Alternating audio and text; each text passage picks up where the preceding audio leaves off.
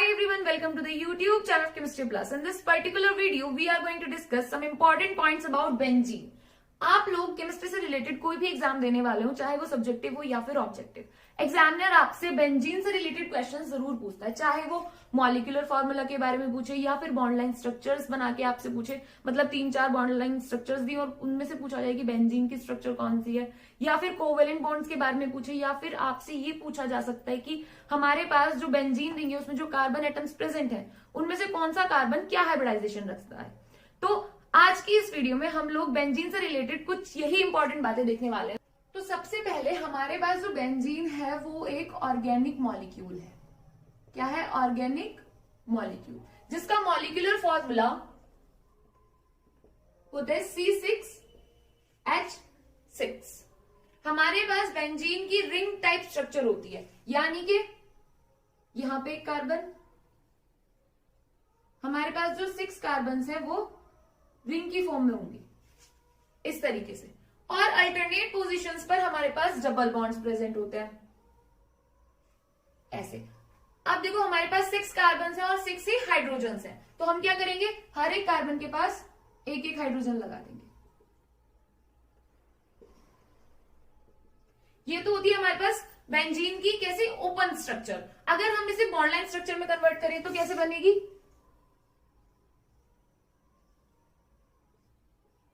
ये हमारे पास होती है बेंजीन की बॉन्ड लाइन स्ट्रक्चर।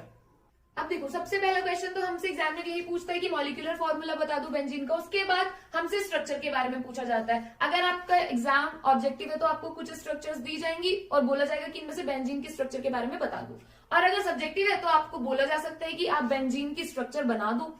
अब बेंजीन की स्ट्रक्चर बनाने के बाद हमसे पूछा जाता है कि जो बेंजीन है उसमें कितने number of sigma bonds present है और कितने number of pi bonds present है। तो उसके लिए हमें क्या पता होना चाहिए, अगर हमारे पास कहीं भी सिंगल बॉन्ड है तो सिंगल बॉन्ड के पास कितने सिग्मा बॉन्ड्स होते हैं, 1।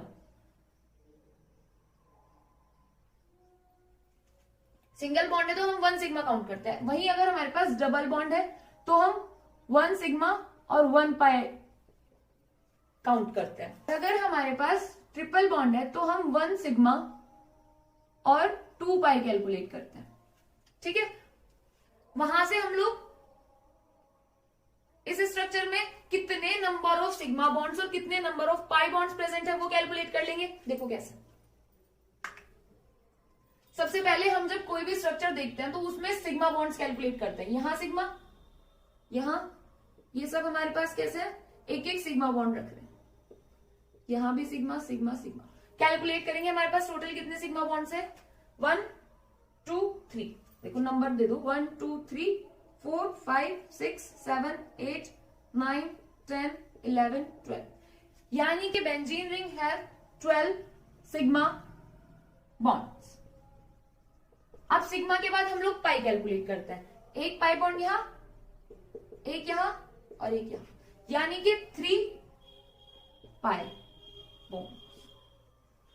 तो अगर आपसे पूछे कि हमारे पास बेंजीन जो मॉलिक्यूल है उसके अंदर कितने total number of sigma bonds है और कितने total number of pi bonds हैं, तो हम क्या बताएंगे कि 12 सिग्मा बॉन्ड्स होते हैं और 3 हमारे पास पाई बॉन्ड्स होते हैं।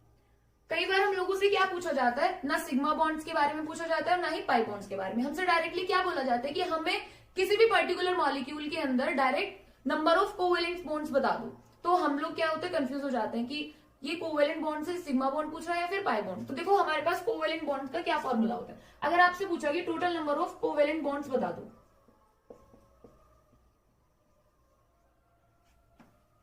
तो हम लोगों को क्या करना है, जितने भी हमारे पास सिग्मा बॉन्ड्स हैं और जितने भी हमारे पास पाई बॉन्ड्स हैं उन्हें सम कर देंगे। तो हमारे पास यहाँ टोटल 12 सिग्मा है और 3 पाई है, तो यानी कि टोटल 15 हमारे पास कोवेलेंट बॉन्ड्स प्रेजेंट है। तो अभी तक हमारे पास क्या क्या हुआ, हमने मॉलिक्यूलर फॉर्मूला देखा, उसके अलावा स्ट्रक्चर्स देखी, ओपन भी और बॉन्ड लाइन भी। फिर हमने क्या देखा, कोवेलेंट बॉन्ड्स और हमारे पास सिग्मा बॉन्ड्स और पाई बॉन्ड्स कितने प्रेजेंट है। इसके बाद हमसे एक क्वेश्चन पूछा जाता है कि जो बेंजीन रिंग है उसके अंदर ये जो 6 कार्बन प्रेजेंट है, कौन सा कार्बन हमारे पास क्या हाइब्रिडाइजेशन रख रहा होगा। तो हमें जनरली ऑप्शंस में ऐसे दिया होता है कि एक कार्बन हमारे पास sp हाइब्रिडाइजेशन रख रहा है, फिर सबके सब sp3 हाइब्रिडाइजेशन रख रहे हैं, फिर कौन सा कार्बन sp2 हाइब्रिडाइजेशन रख रहा है। तो हम लोगों को क्या करना पड़ेगा, सबसे पहले हाइब्रिडाइजेशन कैसे कैलकुलेट करते हैं। ये हमारे पास बेंजीन रिंग है, हाइब्रिडाइजेशन कैलकुलेट करें तो हमारे पास सबसे पहले हमें स्टेरिक नंबर पता होना चाहिए। आप लोगों को हाइब्रिडाइजेशन कैलकुलेट करने के लिए कोई भी लंबा चौड़ा फॉर्मूला याद करने की जरूरत बिल्कुल भी नहीं है।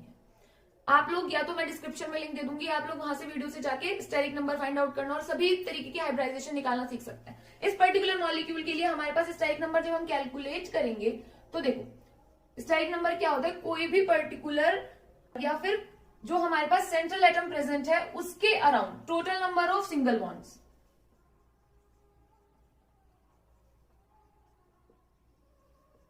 Total number of single bonds plus number of lone pairs present on our central atom. अब हमारे पास यहाँ कार्बन के पास कोई भी लोन पेयर तो है नहीं, तो यानी कि हमें लोन पेयर की तो कोई जरूरत है ही।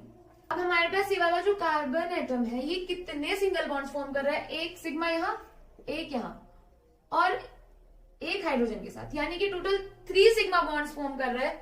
इसका मतलब हमारे पास जो स्टेरिक नंबर है वो कितना आया, 3। अगर हमारे पास 2 स्टेरिक नंबर होगा तो हमारे पास हाइब्रिडाइजेशन क्या होगा, sp। 3 होगा तो हमारे पास sp2 हाइब्रिडाइजेशन होगा, 4 होगा तो हमारे पास sp3 हाइब्रिडाइजेशन होगा। क्योंकि हमारे पास यहाँ पे 3 स्टेरिक नंबर है तो इसका मतलब क्या है, ये वाला जो पर्टिकुलर कार्बन है इसका जो हाइब्रिडाइजेशन है वो क्या हो गया, sp2। ये वाला कार्बन जैसे दिखाई दे रहा है यहाँ पे भी ऐसा ही है, यहाँ भी, यानी कि जितने भी कार्बन एटम्स इस पर्टिकुलर मॉलिक्यूल के अंदर प्रेजेंट है वो सब क्या कर रहे हैं, 3 स्टेरिक नंबर शो कर रहे हैं। चाहे आप कैलकुलेट करके देख लो, यहाँ पे जो कार्बन है 1 2 3 एक हाइड्रोजन के साथ बना रहा होगा, ये भी। तो हम लोग क्या बोलते हैं कि all the carbon atoms present in benzene ring have sp2 hybridization. तो आपसे अगर बेंजीन रिंग में प्रेजेंट कार्बन मॉलिक्यूल्स के हाइब्रिडाइजेशन के बारे में पूछा जाए तो हम लोग क्या बोलेंगे कि जितने भी कार्बन है यानी कि all the 6 carbon atoms have sp2 hybridization. तो हमने बेंजीन रिंग के बारे में जो देखा वो है कि हमारे पास मॉलिक्यूलर फॉर्मूला बेंजीन का क्या होता है, C6H6। इसके अलावा हमारे पास स्ट्रक्चर कैसी होती है, रिंग टाइप स्ट्रक्चर होती है जिसमें अल्टरनेट पोजीशंस पर डबल और सिंगल बॉन्ड्स प्रेजेंट होते हैं।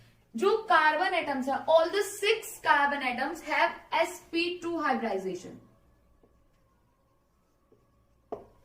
उसके अलावा हमने क्या देखा, जो बेंजीन रिंग है उसमें टोटल सिग्मा बॉन्ड्स कितने हैं, 12, 3 हमारे पास पाई है और टोटल कोवेलेंट बॉन्ड्स है हमारे पास 15। आई होप आप लोगों को सही से समझ आया होगा और वीडियो आप लोगों के लिए हेल्पफुल रही होगी। Thank you so much for watching.